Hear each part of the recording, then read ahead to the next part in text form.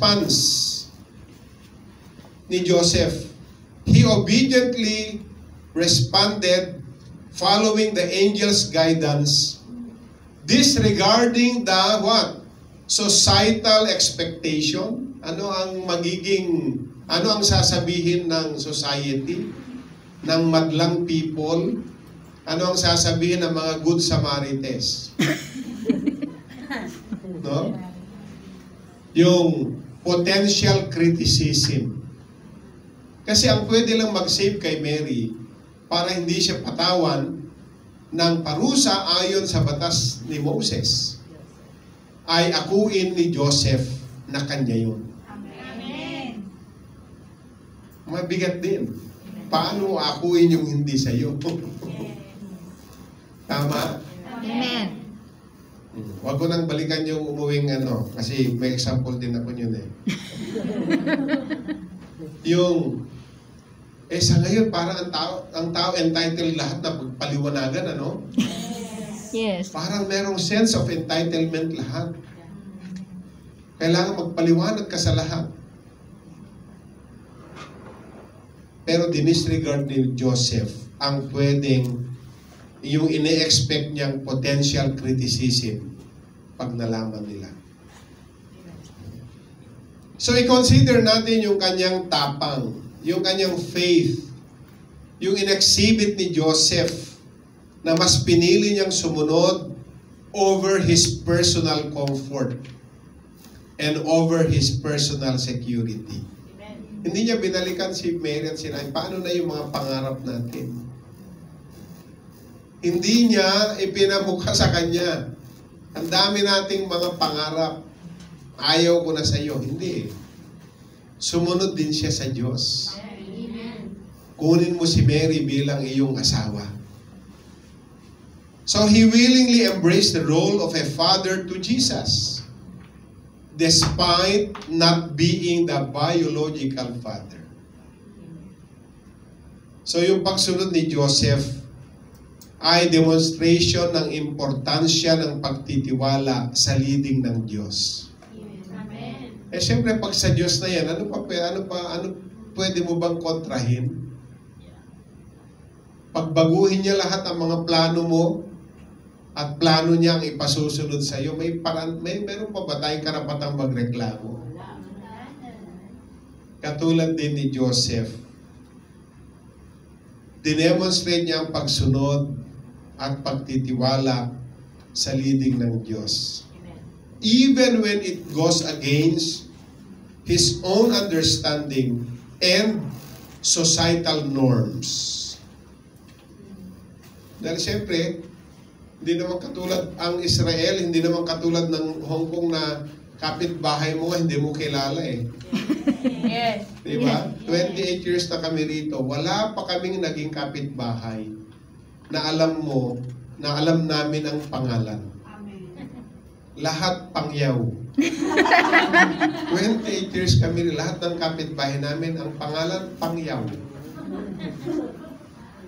So, saan pangyaw? Siyempre, makasabay mo sa elevator. Hello, pangyaw. Puro pangyaw.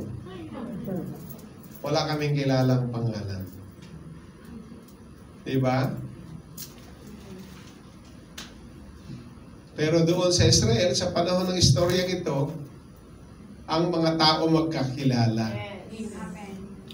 Isipin nyo na lang yung barangay nyo na hindi pa masyadong matao. Kahit sa bungad ka ng barangay magtanong, alam kung saan yung bahay nyo. Di ba ang mga address sa atin, wala namang number ng bahay, street.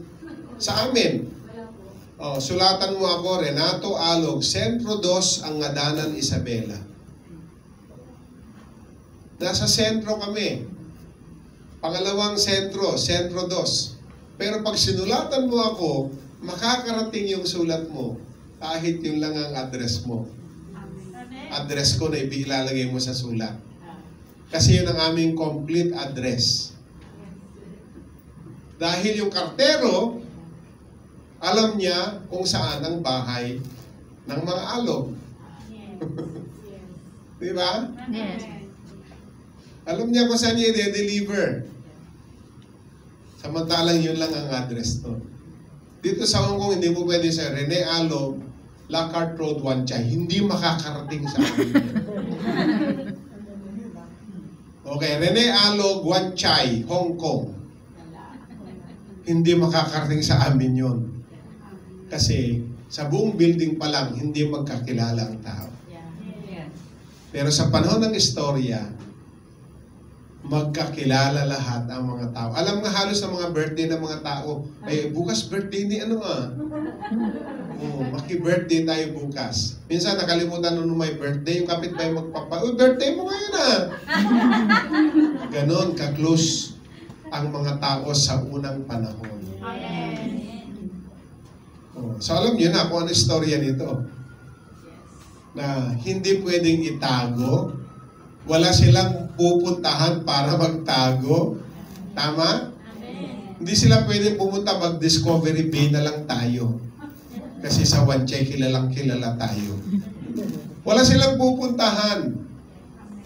Diba? Kasi kilala kung sino sila. Eh diba, ano na sila? Betrothed na sila. Pag sila engaged na, talk of the town yan. Dahil malaking event yan. Yung betrothal. Yung kukunin mo na yung kamay ng babae. Malaking istorya sa community.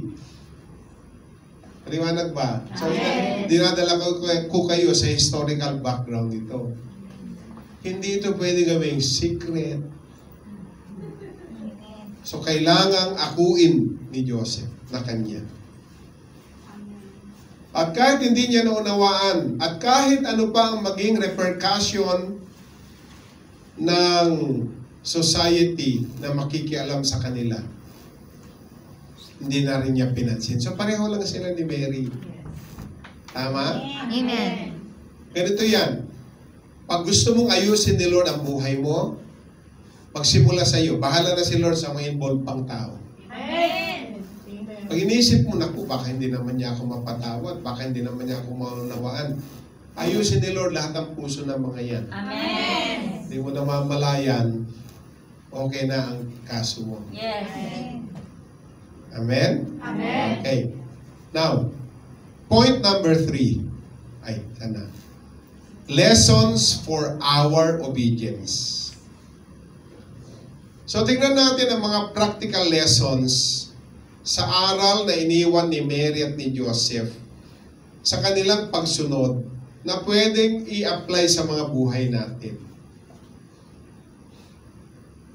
Na napakahalaga ang pagsuko ng ating mga plano at mga desires natin sa Diyos. Kasi pag sinabit mo sa Kanya, baguhin man niya, diba? Hindi ka nasasaktan. Kesa naman, ginawa mo na, pinakialaman ng Diyos, masasaktan ka kasi hindi mo sinabit muna sa Diyos. Alam niyo ba ang pagpapatayo ng bahay? Yung legal na tayo ha, kasi sa atin, basta may lupa, maghukay, tayo-tayo na. Nakakuha ka lang ng foreman, mga karpintero, mga mason, o tayo nyo na. Talagang ang proseso, sasabihin mo sa magguguhit, sa drawer, sa engineer. Diba? Sasabihin ng engineer, magkano budget mo, ano ang lupa, anong size ng lupa, anong gusto mo. So, malalaman niya kaagad sa magdodrawing na siya. Yung drawing, dadalhin yan saan? Sa munisipyo o sa city hall. Sa municipal engineer or sa city engineer's office. Para approvean. Di ba? Para malaman kung nasa zone, may zonal, nasa tamang lugar ba yan. Okay? So, pakikialaman yan. Hindi mo pwedeng itayo dito kasi barangay road yan. Tatamaan yan. So, sasabihin ng engineer yan. So, babaguhin yung plano hanggat hindi pa na itatayo. Amen. Pero pag tinayo mo na, saka mo babaguhin. Diba, nalagay na dito yung CR. Parang hindi maganda dito. Lipat natin doon. Magastos yun. Saka wala na sa kontrata yun. sasabihin po ng contractor, ma'am, wala ho yan sa drawing. Kasi pag binirumahan na ho yan, lahat ng babaguhin natin, babalik natin yan sa munisipyo. Kasi yan lang ang in-approve. Pati electrical wiring niyan, i-approve sa city engineer pa rin yan o sa municipal engineer. Hindi mo babaguhin. Kung anong nakalagay, detalye sa plano, yun ang susundin. So itong dalawa, ano ang lesson na pinakita? Lahat ng plano i-submit natin kay Lord.